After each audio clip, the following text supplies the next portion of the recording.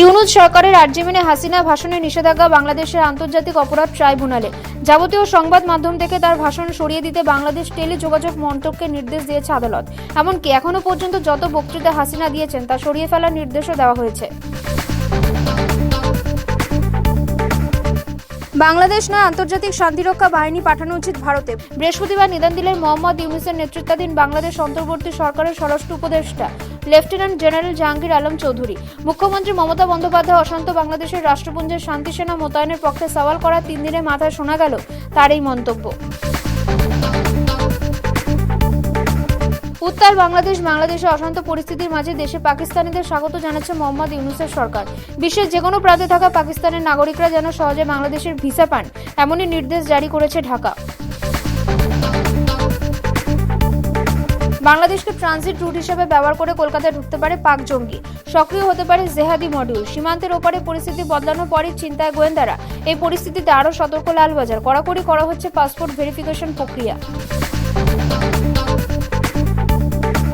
বিধানসভায় শাসক বিরোধী একসুর। কলকাতায় ইউরোপ সরাসরি বিমান পরিষেবা চালুর প্রস্তাব রাজ্যের প্রস্তাবে সমর্থন করলেন বিধানসভা বিরোধী দলনেতা শুভেন্দু অধিকারী। বিমানবন্দর সম্প্রসারণে কেন্দ্র থেকে যদি বাধা আসে তাহলে পাশে থাকবেন বলেও আশ্বাস বিরোধী দলনেতার। কৃষ্ণনগরের তৃণমূল সাংসদ মহুয়া মৈত্রের বিরুদ্ধে দলনেত্রী মমতা বন্দ্যোপাধ্যায়কে চিঠি লিখলেন দলেরই নদিয়া জেলার 5 বিধায়ক। তাদের অভিযোগ, জেলায় মহুয়া যেভাবে দল পরিচালনা করছেন তাতে তাদের পক্ষে সংগঠনে কাজ করা সম্ভব নয়। চিঠিতে উল্লেখ করা হয়েছে মহুয়াকে অবিলম্বে জেলা সভাপতির পদ থেকে সরানো হোক। 4 মাস অতিক্রান্ত তবুও আরজিকর কাণ্ডে বিচার অধরা। এবার আরজিকর কাণ্ডে সুবিচার চেয়ে ফেসবুকে দ্বারস্থ তার বাবা মা। খুললেন ফেসবুক পেজও। ফেসবুকে নির্যাতিতা বাবা মায়ের পেজটির নাম truth and justice voice of RG Kar victim. রাজ্য তথা সমগ্র দেশের মানুষকে পাশে থাকার অনুরোধ করেছে নির্যাতিতার বাবা মা। শেষ পর্যন্ত জট কাটল মহারাষ্ট্রে মহাজুটিতে। বৃহস্পতিবার মুম্বাইয়ের আজাদ ময়দানে প্রধানমন্ত্রী নরেন্দ্র মোদীর উপস্থিতিতে শপথ নিলেন দেবেন্দ্র ফডনবিস। উপমুখ্যমন্ত্রী হিসেবে শপথ নিলেন একনাথ শিন্ডে, অজিত পাওয়ার। প্রধানমন্ত্রীর পাশাপাশি উপস্থিত ছিলেন যোগী আদিত্যনাথ সহ এনডিএর প্রথম সারির নেতারা। অমিত শাহ কেন্দ্রীয় স্বরাষ্ট্র মন্ত্রকের দায়িত্ব সামলাচ্ছেন প্রায় 5.5 বছর। গান্ধী পরিবারের কোনো সদস্য সরকারি কাছে তার দরবারে যাননি। সাংসদ হওয়ার পর 2 সপ্তাহের মধ্যেই সেই পারিবারিক প্রথা ভাঙলেন প্রিয়াঙ্কা গান্ধী।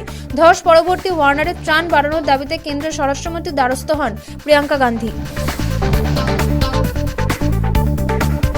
আস্থা ভোটে হার ফ্রান্সের প্রধানমন্ত্রী মিশেল বার্নিয়ে। মাত্র 3 মাসের মাথায় সরকার পতন ফ্রান্সে। সূত্রের পাওয়া খবর অনুযায়ী প্রেসিডেন্ট ইমানুয়েল ম্যাক্রোর কাছে পদত্যাগপত্র জমা দেবেন সদ্য ক্ষমতাচ্যুত বার্নিয়ে। শুক্রবার থেকে অ্যাডিলেডে দ্বিতীয় টেস্ট খেলতে নামবে ভারতের পুরুষ দল। তার আগে মহিলা দল প্রথম একদিনে ম্যাচ হেরে গেল অস্ট্রেলিয়ার কাছে। কোনো লড়াই করতে পারল না তারা, হারল 5 উইকেটে। ব্যাটারদের ব্যর্থতায় হারতে হয়েছে তাদের।